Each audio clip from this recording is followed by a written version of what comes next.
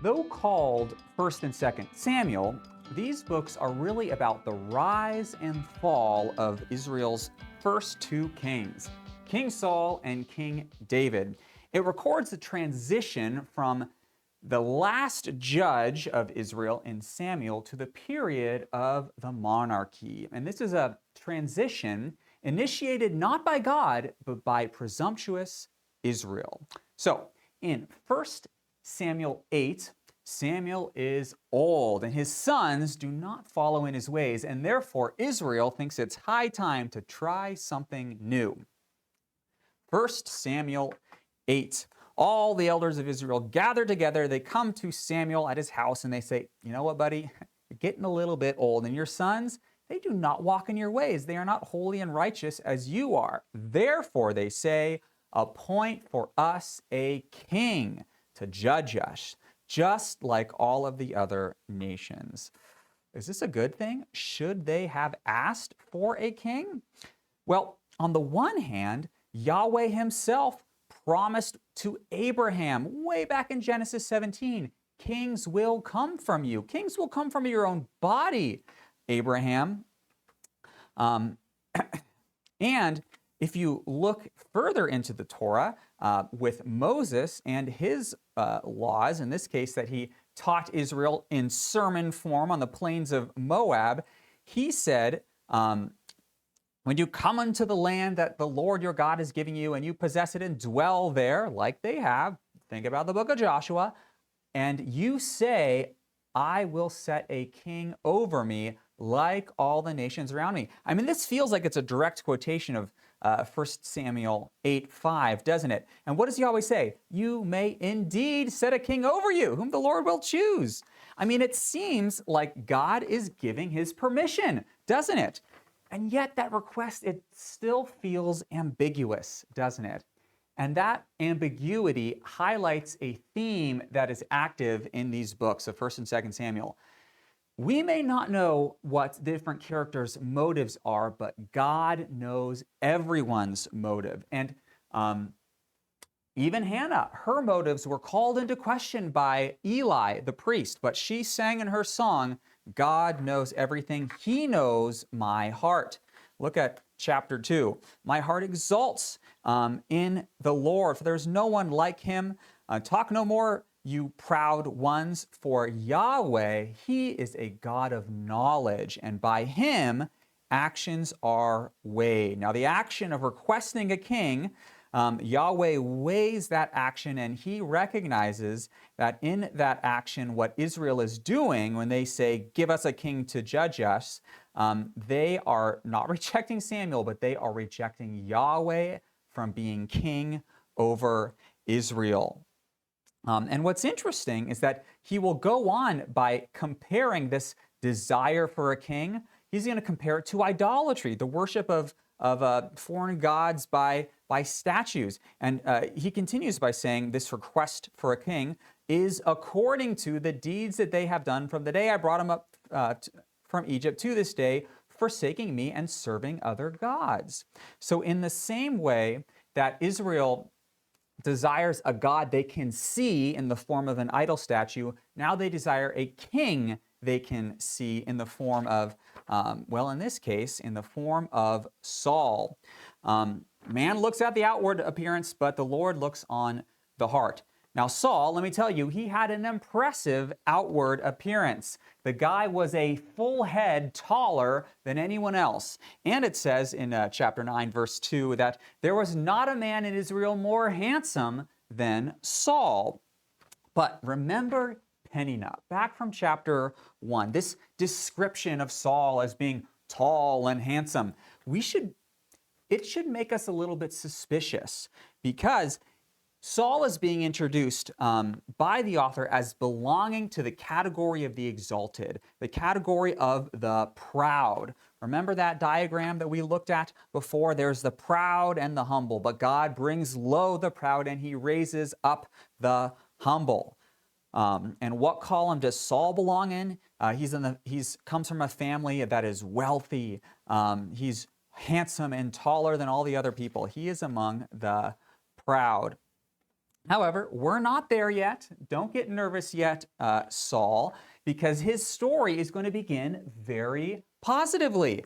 So positively, in fact, that he is going to crush the head of the snake. Think Genesis 3:15. So in chapter 11, Saul is going to confront Nahash the Ammonite. And I'll show you what I mean by the snaky reference in just a second. Let's go to chapter 11 and look at Saul's first victory as king against Nahash the Ammonite, who goes and besieges the Israelite town of Jabesh Gilead. And all the inhabitants of Jabesh, they say, oh, make a treaty with us, please. We surrender, we surrender.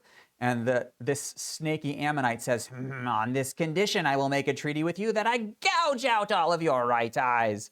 You got to have an evil voice for a guy like Nahash the Ammonite. So Nahash, his name literally means snake. Look at this. Nahash, snake the Ammonite. And in the same way that the serpent in Genesis 3 told her to her face, you are blind, Eve, but when you eat of this fruit, then your eyes will be opened. Now in the same way, we have this snake who wants to blind the eyes of the Israelites. So there is a snake in the garden, and Saul, our new Adam, he's got to do something about it. And he does. He marches straight up from his hometown of Gibeah. This is a rather unfortunate place to be from if we remember the, let's see which picture. If we remember the story in Judges 19. Anyways, our buddy Saul is going to march up from his hometown of Gibeah to Jabesh Gilead. He's going to divide his soldiers into 3 different regiments, and he is going to defeat Nahash the Ammonite and drive them out of Gilead back into their land in the east. The new Adam, the new king of the garden, Saul, he has passed his first test, but there's another test coming. Now, if you think about tests in general in the Bible, the most foundational test is whether you will listen to the voice of Yahweh and obey. Listen and do what he says.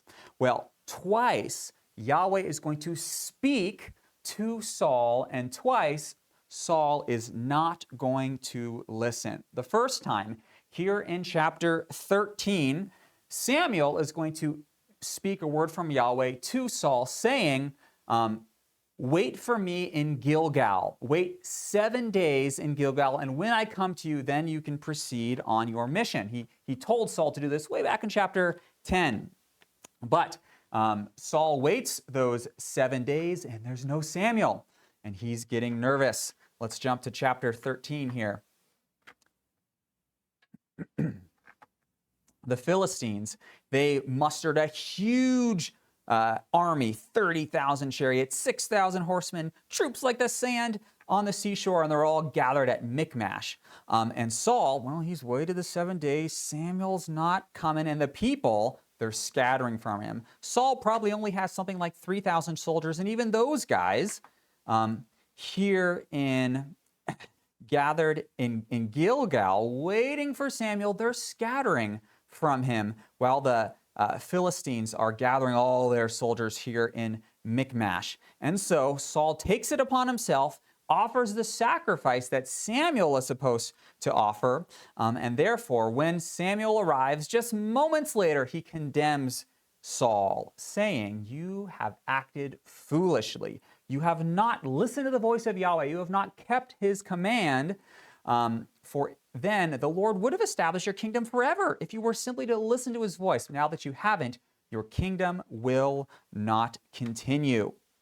Interestingly, sandwiched between Saul's first failure story in chapter 13 and his last failure story in chapter 15 is a story of Israel's victory. Victory over the Philistines in chapter 14, but it is a victory accomplished not by Saul, but by his son, Jonathan, who in many ways acts as a foil or an opposite of his father, Saul, in the previous story.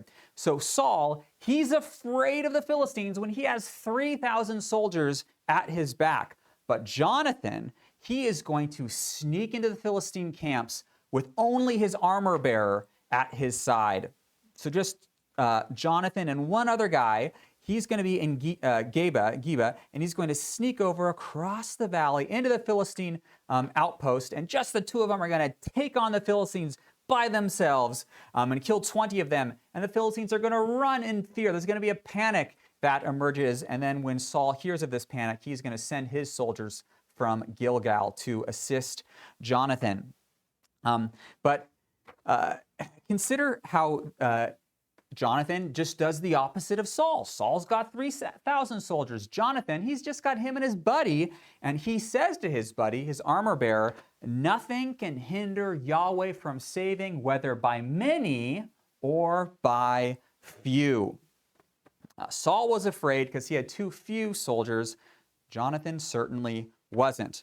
Well, the Philistines are subdued here in chapter 14, at least for the time being. We don't have to worry about the Philistines for the moment. And that allows Yahweh to turn his attention to foes that are farther afield, farther away in Israel, the Amalekites. Now look at how chapter 15 opens. Some critical verses here for us to consider this depiction of Saul.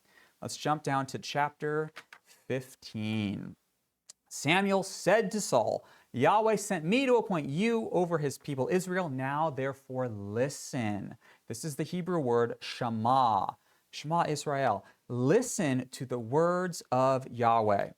The Lord of hosts, he said, I have noted what Amalek did to Israel in opposing them when they came out of Egypt. This is Exodus chapter 17. Now, go and strike Amalek. This is way far to the south.